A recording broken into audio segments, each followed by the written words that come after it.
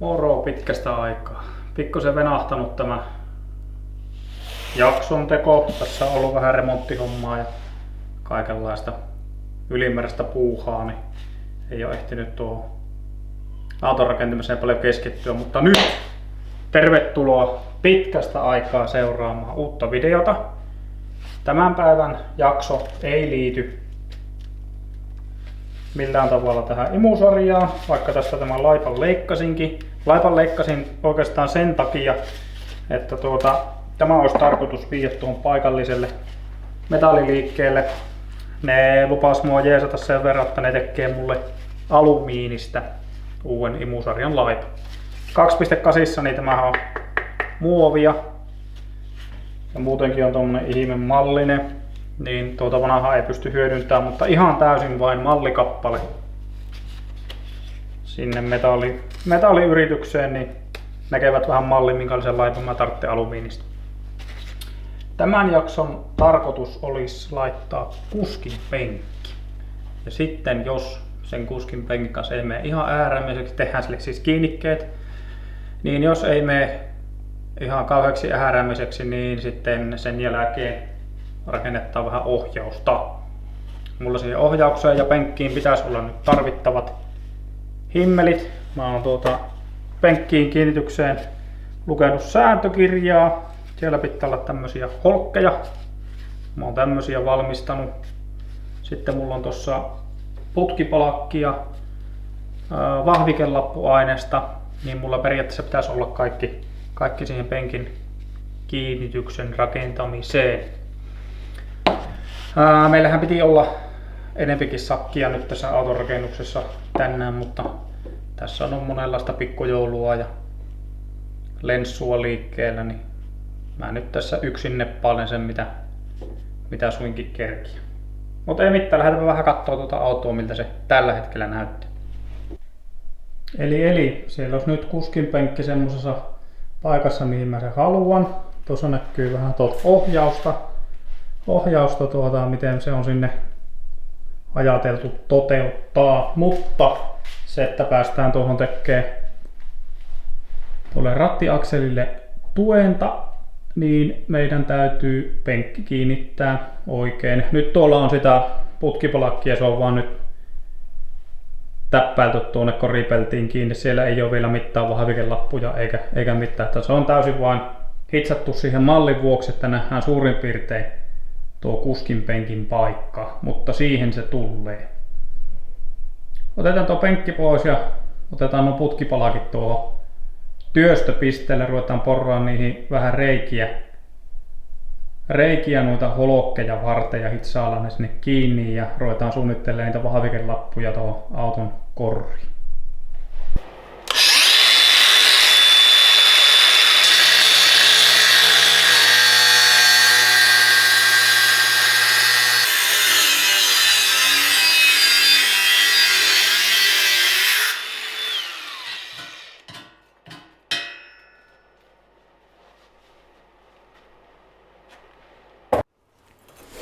No niin, tässä leikkelin nuo vahvikepalaset. Tämä on 10 × 13 tämä pala. Ja tämä taisi olla 5 kertaa 8. Mutta tällekinhän oli tälle lapulle oma mittansa. Paljonko se pitää olla? Tämä on 10 kertaa 5.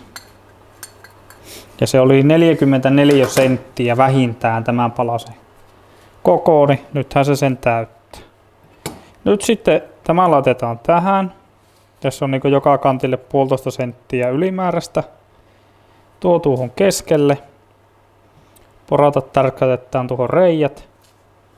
Sitten tähän lappuun hitsataan muttarit tuonne toiselle puolelle, niin se on valmis tuote.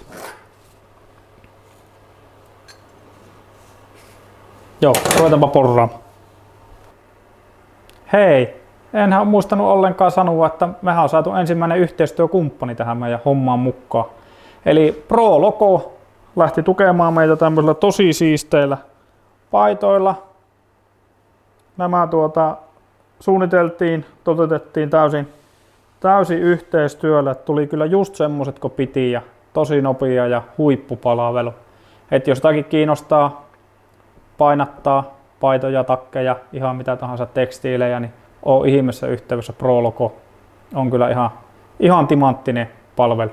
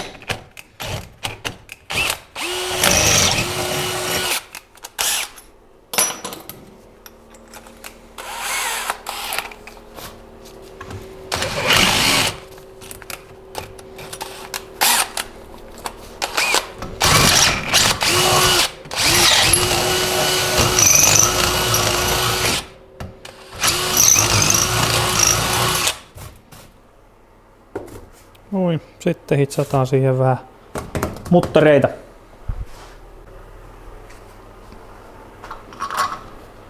Eli vähintään M8.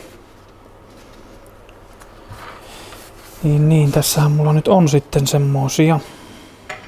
Luokka oli 8,8, eli ihan tavan kilopultti riittää.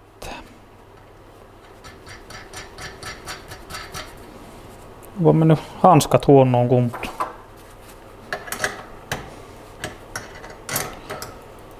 Oi, siihen.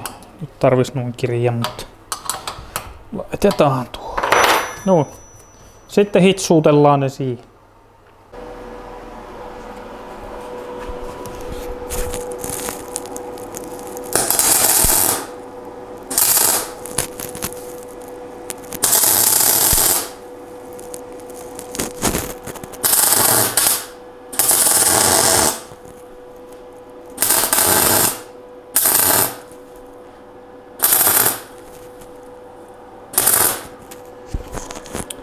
Ei perse, meni väärin. Oh no. No niin, semmonen pikku moka oli nyt sattua, että tähän pienempään ei hitsata niitä muttareita, vaan tähän isompaan vahvikelappuun, mikä hitsataan korviin kiinni. Tai ei se mitään, mä tosta rälläköin sen muttarin pois, niin piirretäänpä tuohon vähän kehystä ja kokeilemaan uudestaan. No niin, nyt ne on porattu tähän isompaan vahvikepeltiin reijät ja muttarit laitettu siihen, niin nyt me hitsaillaan ne kiinni.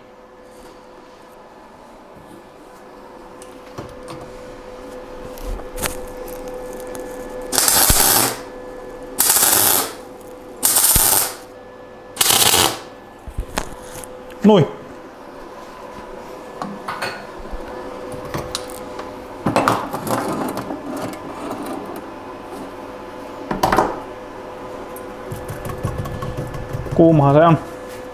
Ei se mitään. Tässä metallihommissahan tietenkin kannattaisi käyttää vähän paksumpia kinttaita, mutta ei se mitään.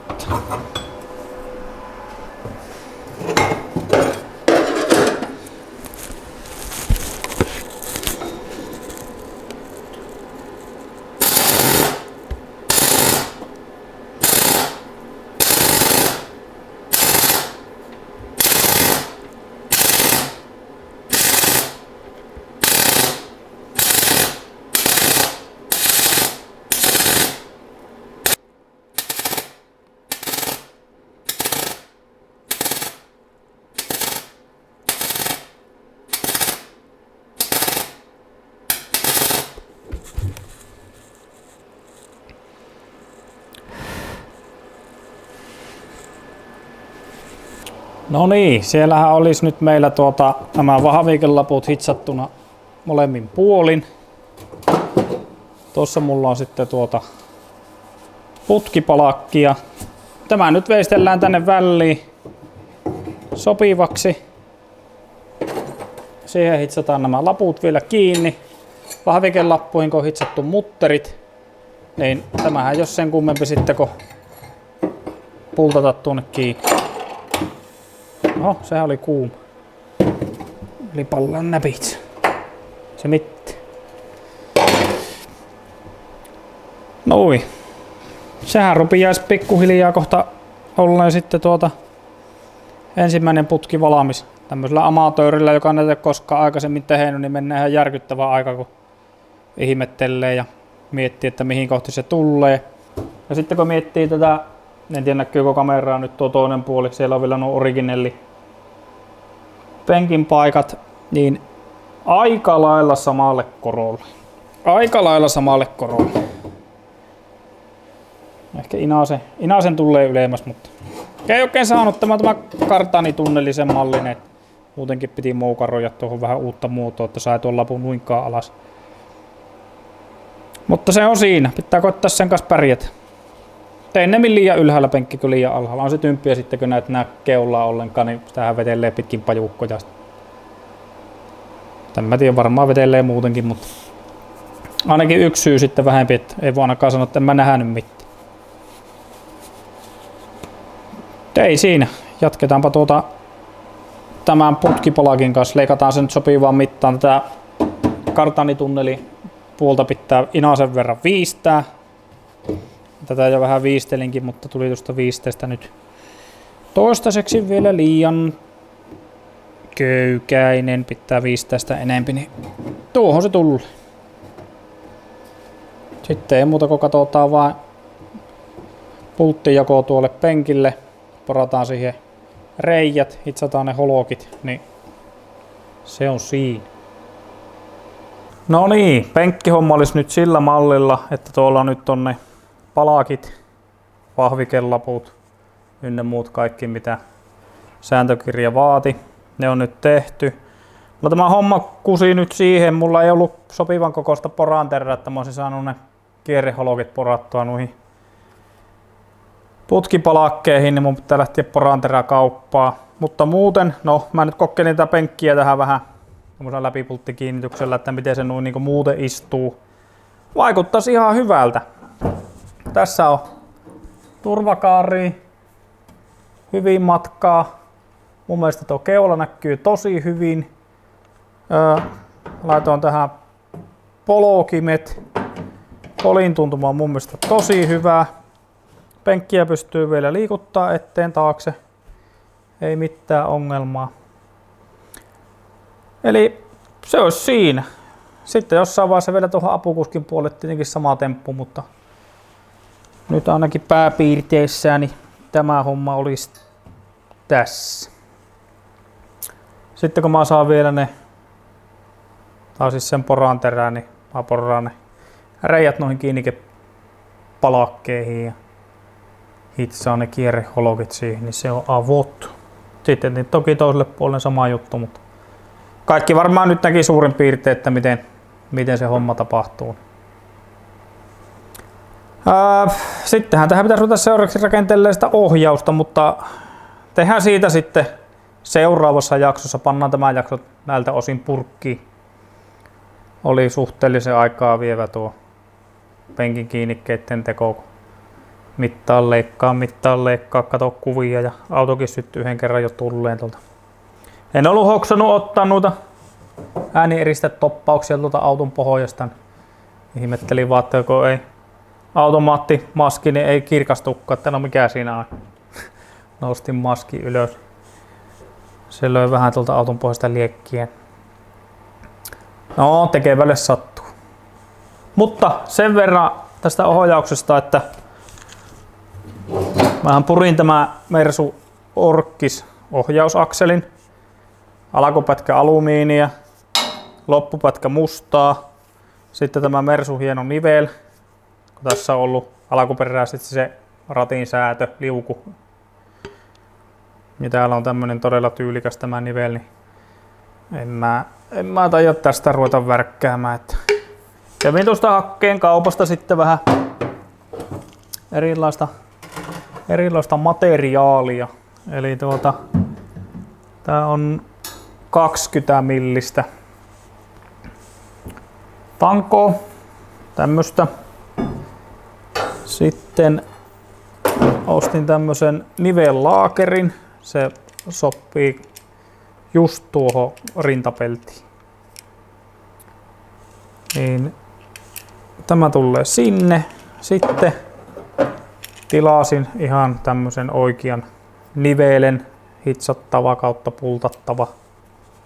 Se ja sitten vielä loppupäähän. Tähän pitää tehdä joku kiinnikerauta, niin sitten siihen tulee vielä toinen tommonen kompakti pakettilaakeri tuo.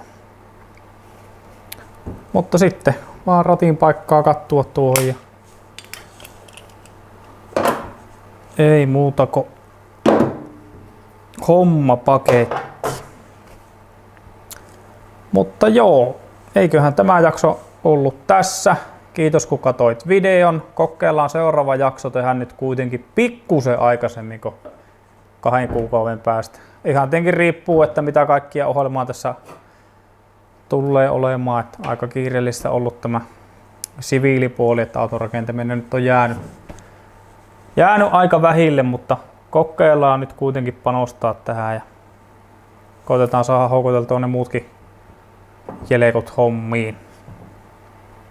Niin saadaan kunnolla sitten hommaa eteenpäin. Mutta pitemmittä puheitta. Kiitos vielä. Ensi kertaa. Moi.